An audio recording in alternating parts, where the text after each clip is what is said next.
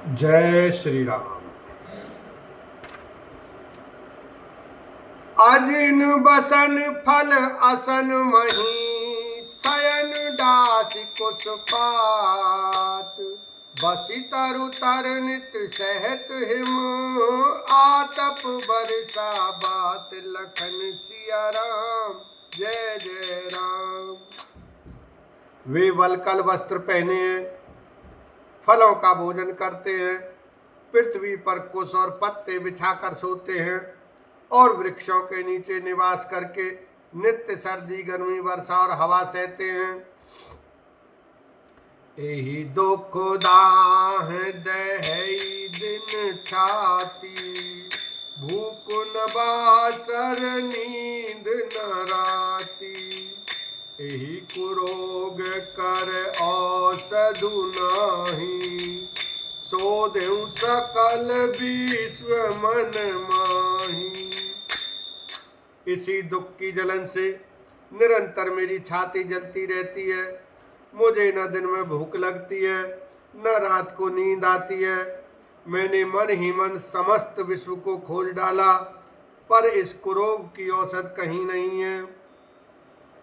मात कुमत बढ़ई अग मूला तई हमार हित कीन बसूला कलि को काट कर कीन कुजंत्रु गाड़ी अवध पड़ी कठिन को मंत्रु। माता का कुमत बुरा विचार पापों का मूल बढ़ई है। उसने हमारे हित का बसूला बनाया, उससे कलह रूपी कुकाठ का कुयंत्र बनाया और 14 वर्ष की अवधि रूपी कठिन कुमंत्र पढ़कर उस यंत्र को गाड़ दिया।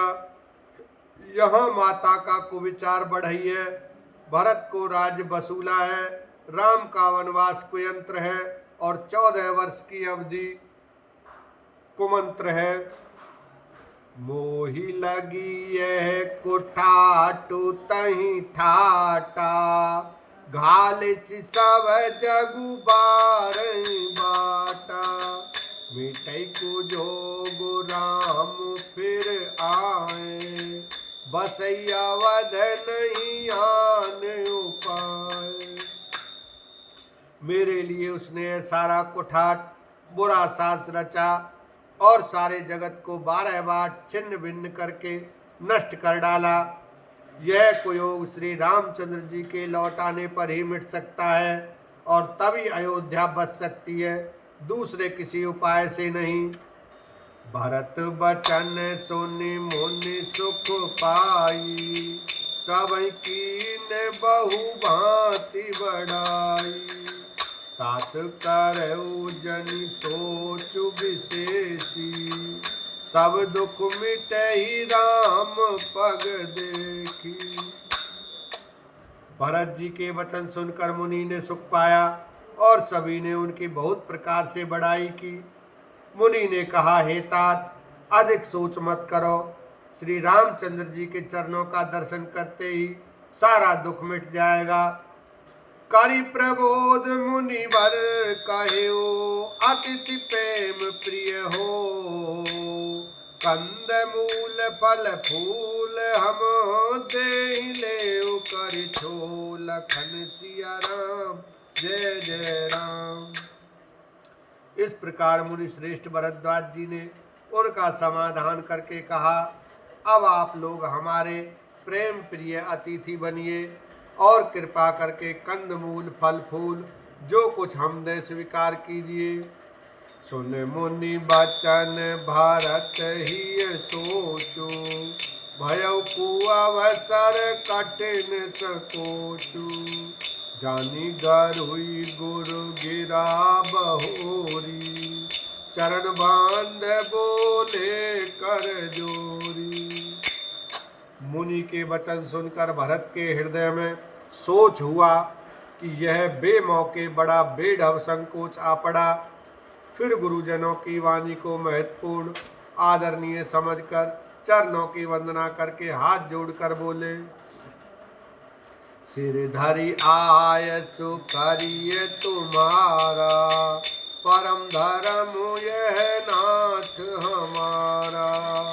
भरत बचन मुनि भर मन भाए, सुच सेवक शिष निकट बुलाए। हे नाथ, आपकी आज्ञा को सिर चढ़ाकर उसका पालन करना यह हमारा परम धर्म है। भरत जी के ये वचन मुनि श्रेष्ठ के मन को अच्छे लगे। उन्होंने विश्वास पात्र सेवकों और शिष्यों को पास बुलाया।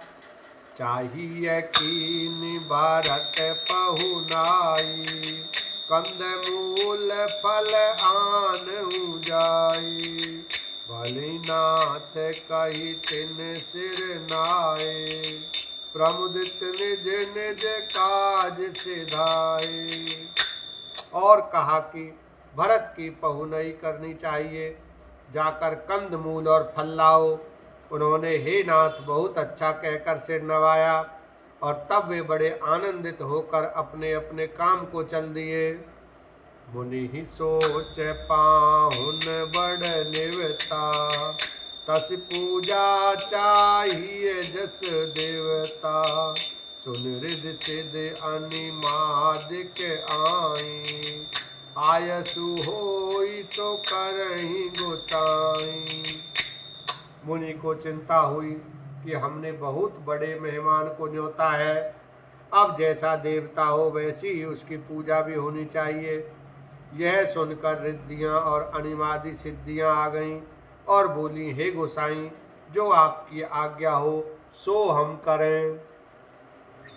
राम विरह व्याकुल भरत, सानुज सहित समाज। पहुनाई कर हरऊ श्रम, का मुदित मुनिराज। लखन सिया राम जय जय राम। मुनिराज ने प्रसन्न होकर कहा, छोटे भाई शत्रुघ्न और समाज सहित भरत जी श्री रामचंद्र जी के विरह में व्याकुल हैं। इनकी पहुनाई आतिथ्य सत्कार करके इनके श्रम को दूर करो। रिधि सिधि सिर धारी मुनिवर बानी, बड़ भागनी आपहु अनुमानी। कहीं परस पर सिद्धि समुदायी, अतुलित अतिथि राम लघु भाई। रिद्धि सिद्धि ने मुनिराज की आज्ञा को सिर चढ़ाकर अपने को बड़भागनी समझा। सब सिद्धियां आपस में कहने लगीं, श्री रामचंद्र जी के छोटे भाई भरत ऐसे अतिथि हैं जिनकी तुलना में कोई नहीं आ सकता। मुनिपद बंदी करिए सोई आजू, होई सुखी सब राज समाजू। अस कही रचे रुचिर गृह नाना, जेहि बिलोक बिल खाहि बिमाना। अतः मुनि के चरणों की वंदना करके आज वही करना चाहिए जिससे सारा राज समाज सुखी हो। ऐसा कहकर उन्होंने बहुत से सुंदर घर बनाए, जिन्हें देखकर विमान भी बिलखते हैं, लजा जाते हैं। बोलो सियावर रामचंद्र की जय, उमापति महादेव की जय।